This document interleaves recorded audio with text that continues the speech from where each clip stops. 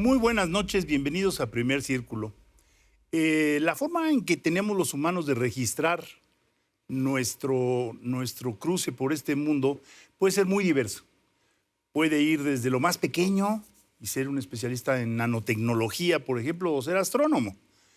Pero hoy estamos ante un testimonio vivo sobre la materia viva que está en nuestro planeta. Y este libro que vamos a presentar hoy, que vamos a introducir con mucho entusiasmo, pues fue escrito por alguien que estudió letras hispánicas, y esto es algo rarísimo. No es biólogo, pero sabe mucho de biología. Él estudió letras y sin embargo ahora nos entrega este texto que es realmente emocionante y está escrito la mayoría en primera persona. Es un testimonio también de vida. Jorge Comensal. Federico, muchísimas gracias. Qué gusto tenerte por Carlos, acá. Gracias, qué gusto estar con ustedes. Qué gusto, Jorge. Entonces parece que sí sirve estudiar literatura, porque es un poco como lo puso Federico. Para tratar con las palabras de cerca, para poder escribir sobre los temas que nos apasionan y sobre las vocaciones perdidas, porque a mí me hubiera encantado ser biólogo, como muchas otras cosas. Pero... Es un libro bien interesante porque está dividido en dos partes, la materia viva y la materia, digamos. Pero el de la materia viva a mí me parece que resuelve muy bien esa pasión por lo vivo y tu vida. Sí. A mí el que más me gustó fue el de los sopilotes. Tiene un texto medianito de tamaño sobre, primero, que no hay que andar diciendo está sopiloteando o buitreando o con carroñero. Carroñero es lo opuesto a lo que hacen nuestros amigos, ¿no? Son los grandes limpiadores. Sí. Hacen un servicio a la comunidad, no matan a nadie, son gente pacífica o son entes pacíficos. De hecho, un dato que creo que es bien interesante que apoya tu tesis, tú sabes que los parsis ponen los cadáveres en el techo para que los sopilotes los limpien. Es la forma más ecológica de disponer de un ser vivo que ya se murió. Aunque también hay un dato que mencionas más adelante en los cóndores, los sopilotes en la India se han extinto, sí, lo cual genera un problemón. Pero cuéntanos un poco, ¿por qué esa pasión por los sopilotes? Yo me acuerdo cuando iba a Acapulco, en 10 horas de viaje, ¿te acuerdas cuando éramos jóvenes? Puro sopilote viendo. Hay un cañón el cañón del sopilote, que ya los jóvenes no lo conocen porque la autopista sabiamente lo evita. Pero cuéntanos, ¿por qué te volviste a contar sopilotes en Acapulco? Pues primero contarles que reúno textos muy diversos de ensayos y crónicas, relatos de mi pasión y curiosidad por el mundo silvestre, principalmente en esta primera parte del libro.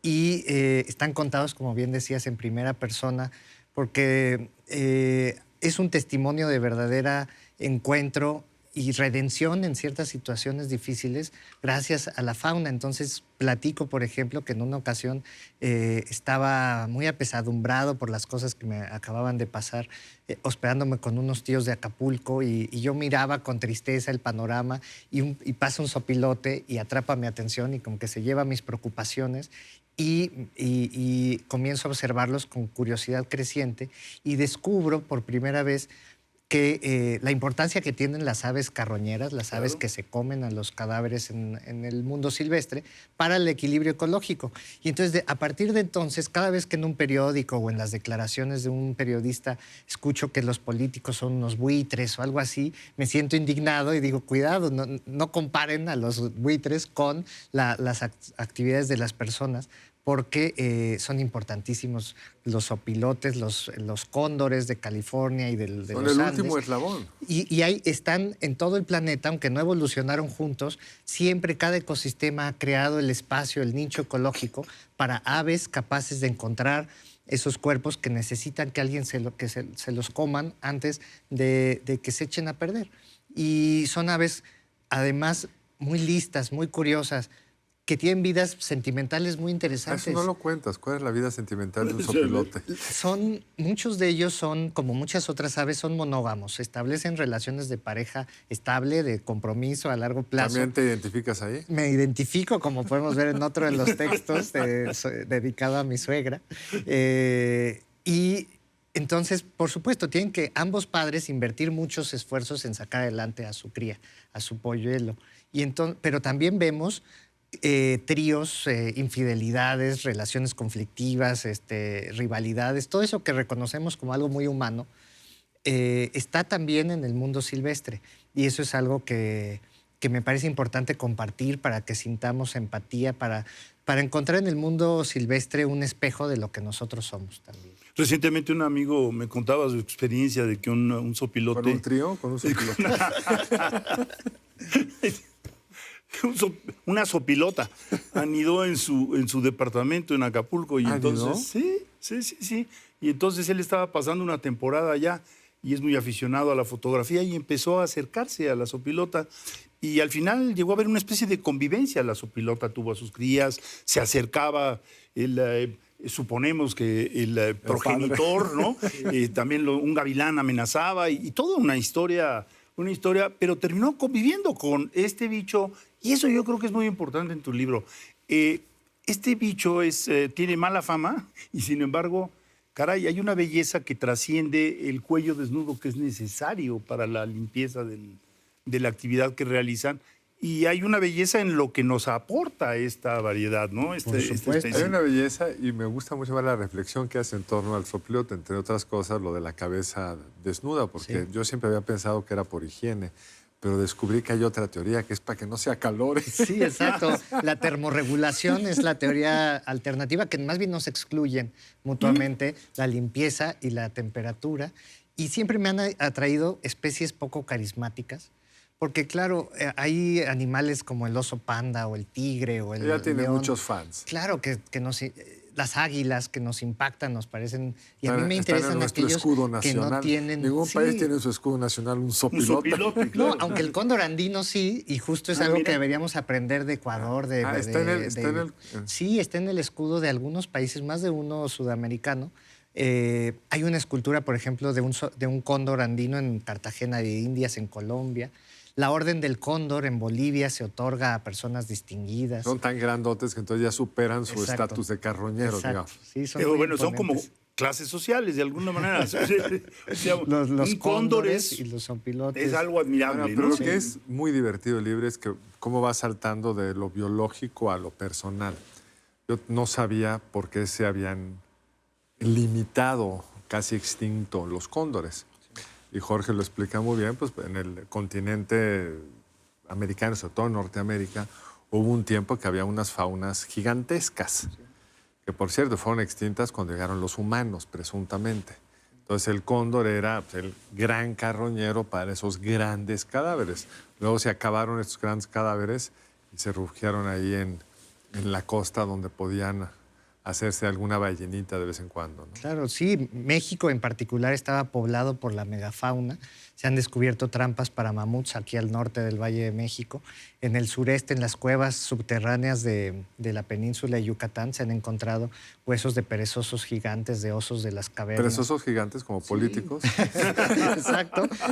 Ya, digo, Contribuye a la volviste a mala tratar. reputación de los perezosos, que son bellísimos. Bellísimos, cómo se mueven Sí, ahorrando energía. Incluso son tan parsimoniosos que les crecen, tienen toda una flora que crecen en su cabellera. Ah, sí, en fin. tienen una flora. Sí, específica, porque el lama y moho y otras especies que crecen en su cuerpo, por lo tanto, su piel está llena de antisépticos y de elementos, igual que los cóndores, que pueden servir mucho desde el punto de vista de la utilidad práctica de interesarnos por la fauna, descubrir medicamentos, tratamientos, sustancias que nos ayuden a vivir mejor. Ya que andamos en el cielo, platícanos esta experiencia maravillosa que están teniendo con la reproducción en Baja California de ahora sí que habría que decirle, una especie binacional Claro. de cóndores, ¿no? El cóndor de California, que es el ave más grande terrestre de Norteamérica, estuvo a 22 ejemplares de desaparecer. Es decir, en los años 80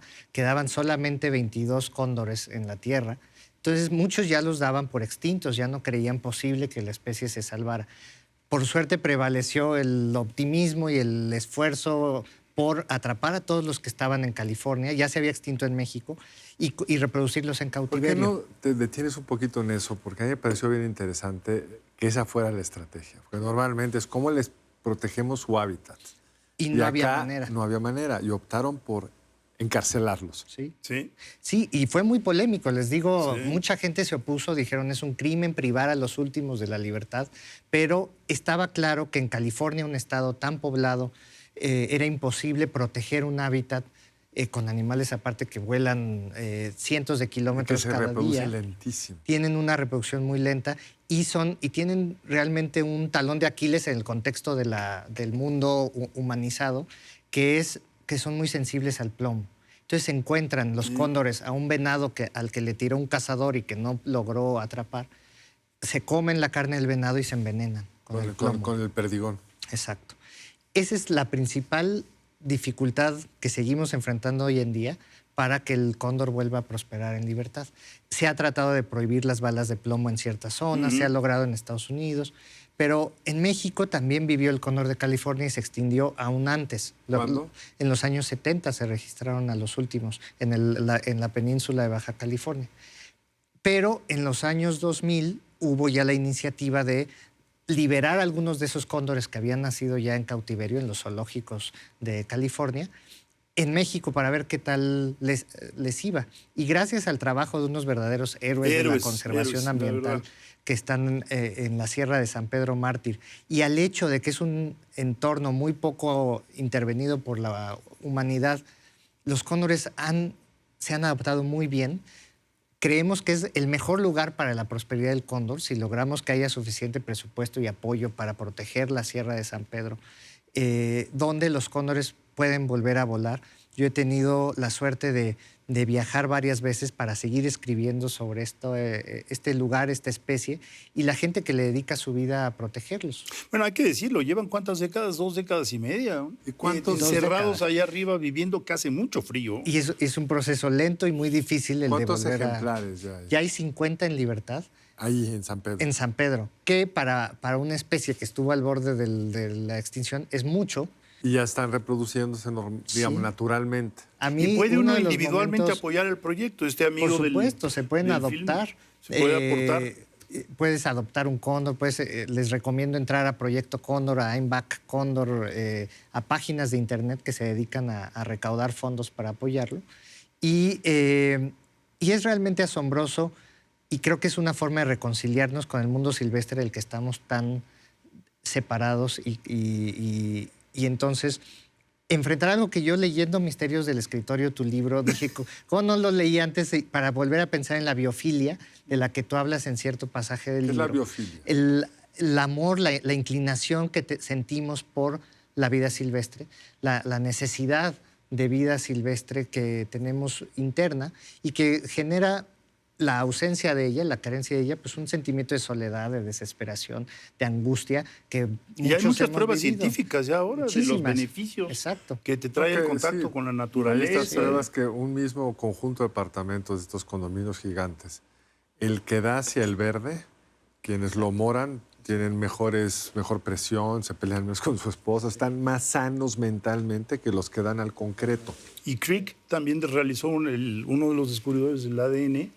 dedicó un libro que fue muy criticado por sus colegas, que se llamó El descubrimiento científico del alma, en donde demostró que pacientes con los mismos padecimientos, el mismo tratamiento, etcétera, etcétera, unos se salvaban y otros no. ¿Y por qué? Era la pregunta, pero esa respuesta va a tener que esperar un momento. Vamos a un corte y regresamos con Jorge Comensal.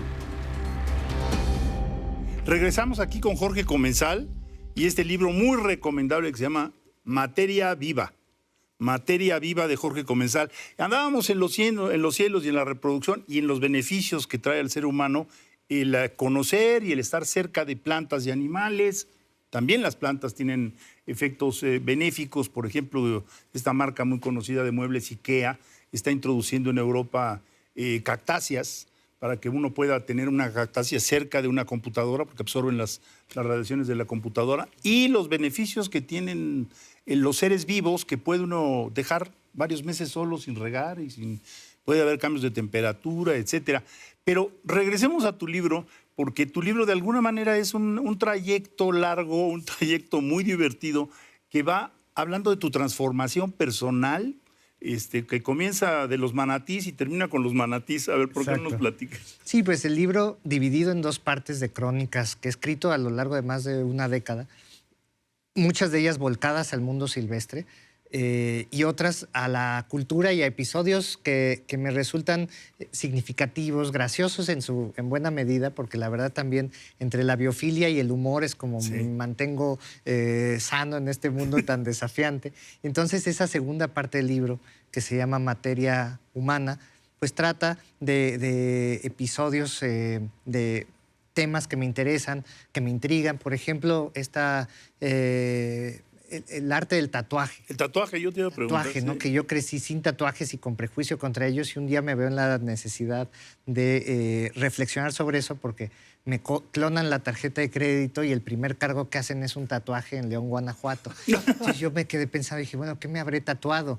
Y ese gusanito me conduce a tatuarme por primera y tal vez última vez. ¿Dónde no lo está el sé. tatuaje? Enséñalo. No es visible en este momento, tampoco está en una zona tan íntima, pero entonces, bueno, ensayo sobre qué significan los tatuajes, por qué sentimos esta curiosidad, compulsión, necesidad por marcar nuestro cuerpo, qué dice sobre nuestra cultura eso.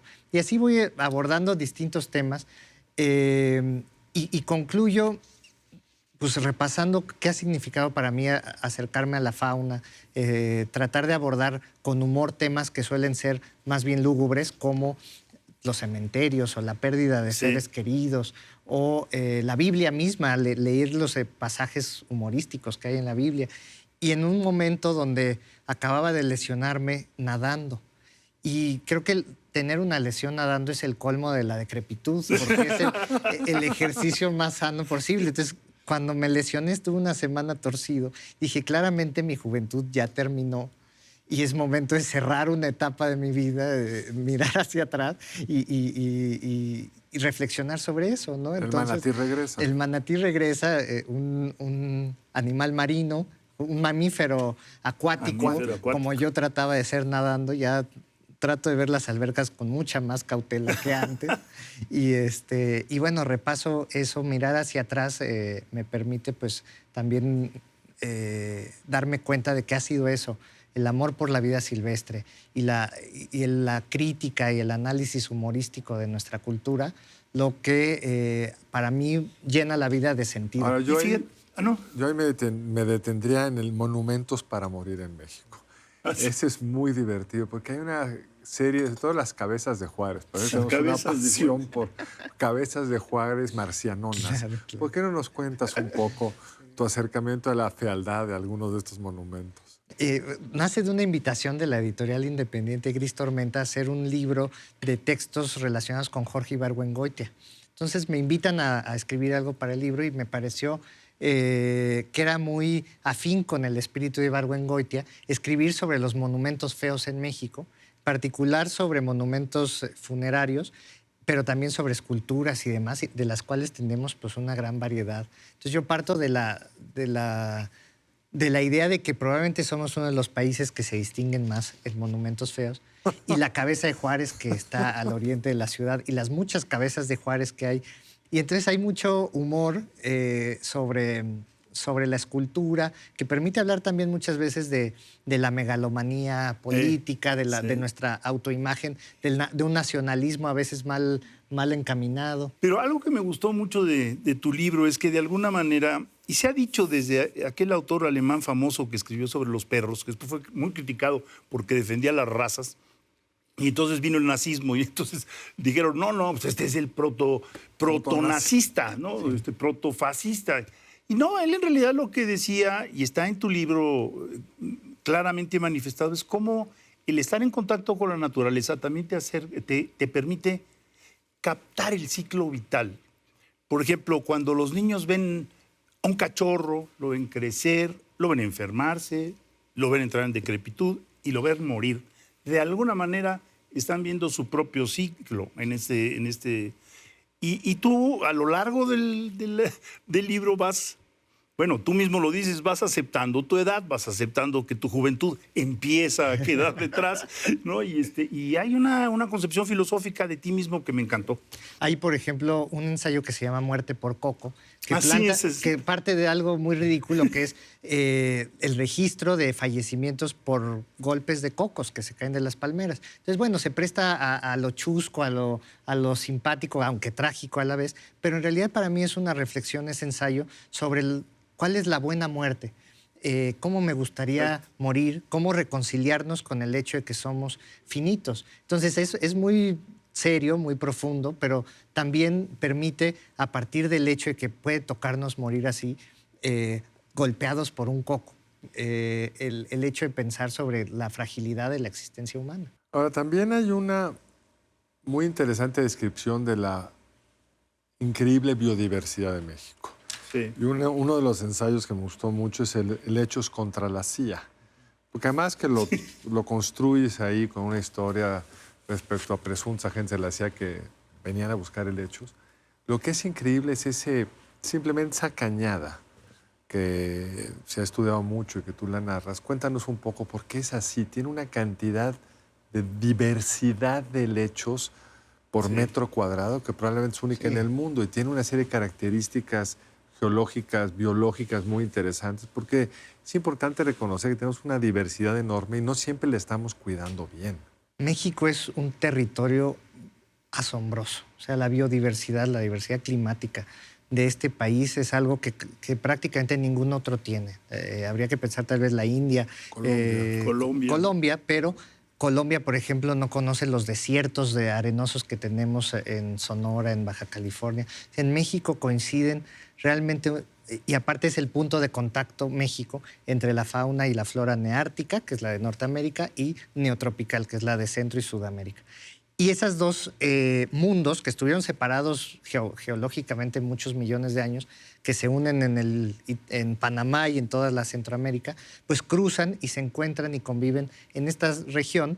Yo digo que Norteamérica realmente termina en el Istmo de Tehuantepec en muchos sentidos y ahí empieza... Casi en todos los indicadores económicos también. Exacto, por eso es que Chiapas es un estado muy centroamericano y eso puede verse en esa cañada que describo en el Hechos contra la CIA, en las montañas de la Sierra Norte de Oaxaca, que es precisamente cañadas que miran hacia el Istmo y hacia el Golfo, donde por un lado se encuentran las floras de distintos continentes y por otro las condiciones climáticas se prestan para que exista el ecosistema que a mí más me fascina, que es el bosque nublado, el bosque de niebla, el bosque lluvioso, mesófilo, donde llueve tanto y hay tanta humedad que los árboles se convierten en jardines. Entonces, en las ramas de los árboles crecen helechos, orquídeas, bromelias, cactus incluso. Entonces, cada rama es todo un jardín. Y en esas montañas hay una enorme diversidad de helechos que son también plantas poco carismáticas porque no dan flores. A diferencia de la orquídea, que te regalan una orquídea. Que la orquídea tiene ese órgano sexual tan vistoso que es la flor.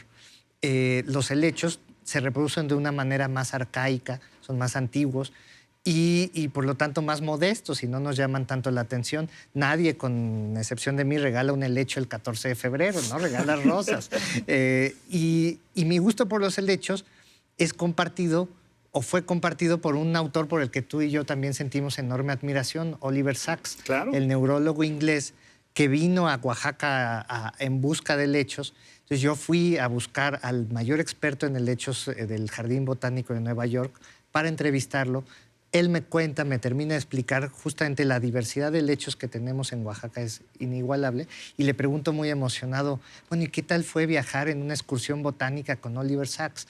Cuénteme de eso, ¿no? Después de que ya habíamos platicado de ciencia. Y él se limitó a decirme, le gustaban los helechos. Es que y no le saqué nada más sobre esa Oliver parte Sacks. es bien interesante, porque ese es un biólogo. Sí. Está viendo helechos. Sí. Y no lo le interesante de importaba tu nada libro más. es que no eres biólogo, es el cruce entre la biología y tu reflexión sobre el ser humano y otras cosas. Ahora, dijiste, no solo no cuidamos bien, más bien destruimos. O sea, lo que estamos viviendo en estas semanas de incendios, muchos de ellos provocados, el otro día lo comentábamos con el doctor Sarucán, es un acto de destrucción de la vida en sí, o sea, y es una actitud hacia la vida que a lo mejor tiene que ver con las fosas clandestinas y demás. O sea, no nos interesa cuidar la vida o las distintas expresiones de la vida. Y los incendios son dramáticos porque cada vez vas pelando más o sea, la capa vegetal va disminuyendo y es muy difícil después Además, de hay algo que recuperarlo, dice ¿no? tu libro que es bien interesante, justo del bosque estos de Oaxaca, que creo que es poco conocido,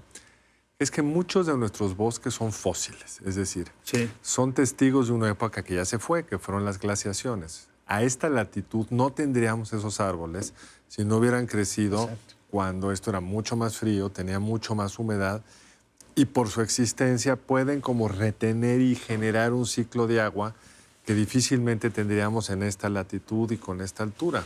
Cuando tiras esos árboles ya no viene nada. No es que lo puedes usar para otra cosa porque se va la humedad. Rompes un poco como tu cordón umbilical con el pasado geológico. Y ¿sabes qué, Carlos? También algo que es muy triste y que me lo hizo ver un alemán, es que los árboles, cuando uno cruza zonas boscosas en México, lo que estás viendo básicamente son viejitos. La flora baja y la flora intermedia no están ahí, no vienen las nuevas generaciones. Y eso en estos días de vacaciones... O sea, es el ciclo demográfico anticipado de la humanidad. Así es muy triste lo que estamos viendo. Pero en fin, el libro da para mucho, desde los tatuajes hasta una reflexión sobre la eternidad que está en la 178, que me gustó mucho, que también tiene que ver con un cambio de actitud, supongo, vital de Jorge. Y la verdad, yo gocé mucho el libro, creo que tú también, Carlos, ¿no? A pesar de que no somos Ni biólogos ni literatos. Bueno, tú literato sí. Y me imaginé tus noches en el desierto, que deben de haber sido apasionantes, pero también muy tensas. Jorge, de verdad, mil gracias por haber venido. Qué gusto platicar con ustedes sobre estos temas y mil gracias por la invitación. Gracias, Jorge. A usted le recomendamos Materia Viva, Jorge Comensal, y nos vemos aquí en la próxima emisión de Primer Círculo. Buenas noches, gracias por acompañarnos. Nos vemos el lunes entrante aquí en Primer Círculo.